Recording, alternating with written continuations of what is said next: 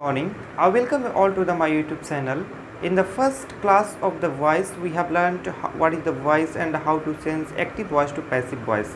और हम लोगों ने ये भी देखा था एक्टिव वॉइस क्या होता है और पैसिव वॉइस क्या होता है. How to identify the active voice sentences and the passive voice sentences and active voice to passive voice में हम लोग कैसे चेंज करें. ठीक है, बहुत ही सिंपल कॉन्सेप्ट था और बहुत ईजी वे में हम लोगों ने चेंज करना सीखा था.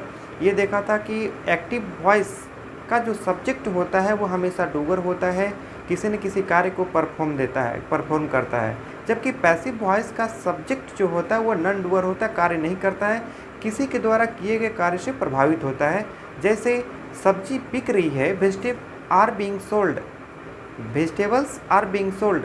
सब्जी खुद से नहीं बिकती है, किसी के द्वारा बेची जाती है. Many peoples has been killed, मतलब बहुत सारे लोग किसी के द्वारा मारे गए. ठीक है. आई am tired, this is also the passive sentence. ठीक है.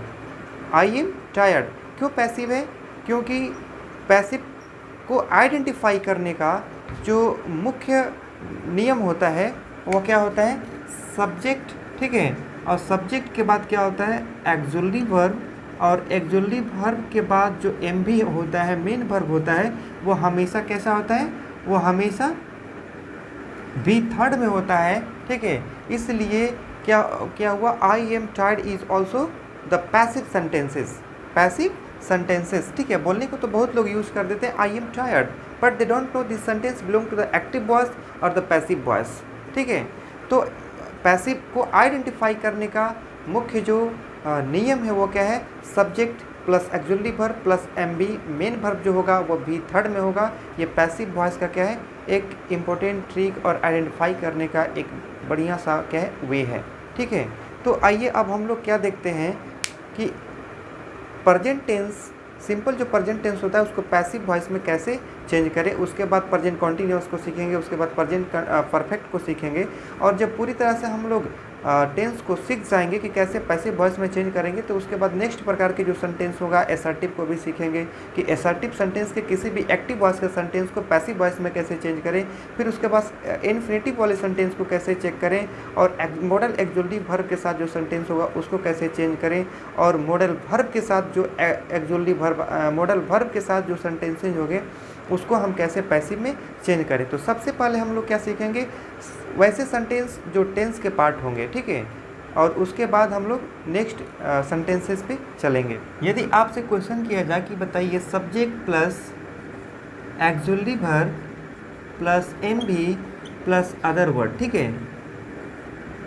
A B stand for the auxiliary verb and M B stand for the main verb. ठीक है. And other word OW other word. अब मैं ये आपसे पूछूंगा कि बताइए ये किस टेंस का ये स्ट्रक्चर है. तो आपका जवाब क्या होगा? आपका जवाब ये होना चाहिए कि ये जो स्ट्रक्चर है किसी भी सेंटेंस का नहीं है. क्यों? क्योंकि ये जो स्ट्रक्चर है ये किसी भी टेंस का नहीं है. क्यों नहीं है किसी भी टेंस का? क्योंकि किसी भी टेंस को आइडेंटिफाई करने के लिए उसका मेन वर्ब क्या होता है? मुख्य आइडेंटिफिकेशन का एक पॉइंट होता है. जैसे अब मैं एक सेंटेंस लिखता हूँ राम. ठीक है. राम, यहाँ पे मैं लिख दिया प्ले. क्या लिख दिया? प्ले लिख दिया. और उसके बाद क्रिकेट. राम क्या खेलता है? क्रिकेट खेलता है. तो इसमें जो प्ले है, प्ले एक वर्ब है और वर्ब क्या है? प्लुरल है.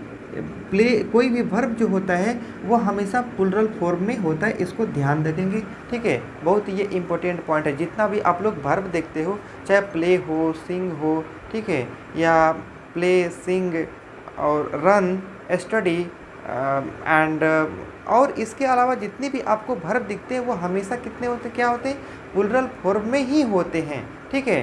तो ये प्लुरल फॉर्म में है, अर्थात ये कौन सा है? ये हमारा प्ले V1 हो जाएगा. ठीक है. यदि वर्ब के फॉर्म के हिसाब से ऐसे देखें तो ये V1 हो जाएगा. ठीक है. लेकिन ये हमारा जो सब्जेक्ट है ये क्या है? सिंगुलर सब्जेक्ट है. और सिंगुलर सब्जेक्ट हमेशा किसको फॉलो करता है?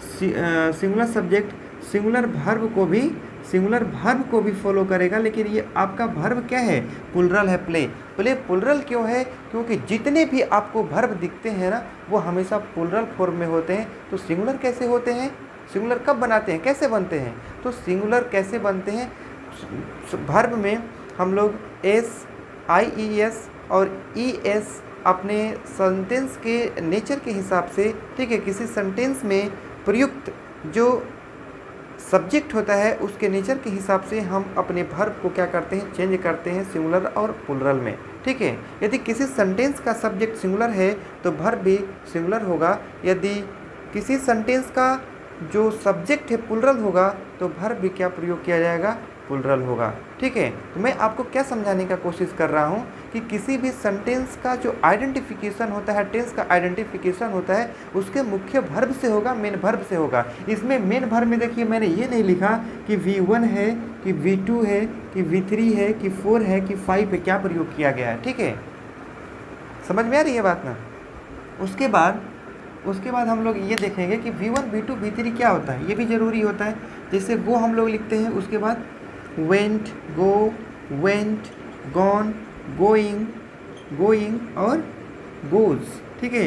ये V1 होगा, ये V2 होगा, gone V3 होगा, V4 होगा और goes क्या होगा, V5 हो जाएगा, ठीक है। तो ये किसी भी, ये स्ट्रक्चर जो था पहले, इसके पहले जब ये नहीं लगाएं तो किसी भी हमारे टेंस को ये क्या करता है, रेफरेंस नहीं देता है, कि किसी भी टेंस की तरह रेफर नहीं करता है, ठीक है। तो MV में क्या लगाएंगे हम लोग, V1 लगाएंगे, V2, V3, ठीक है, ये लगाना बहुत ज़रूरी होता है। तो इसमें यदि मेन वर्ब में V1 हो, V2 हो, V3 हो, V4 हो, ठीक है, ये टेंस है तो चूँकि इसका मेन वर्ब किसी भी फॉर्म में हो सकता है और उसे हमें चेंज करना है पैसिव वॉइस में। तो पैसिव वॉइस में हमेशा ध्यान देंगे, पैसिव वॉइस में हम इस फॉर्म को चुनते हैं, V4 को चुनते हैं, ठीक है, V4 को चुनते हैं। तो देखिए इसे समझते हैं।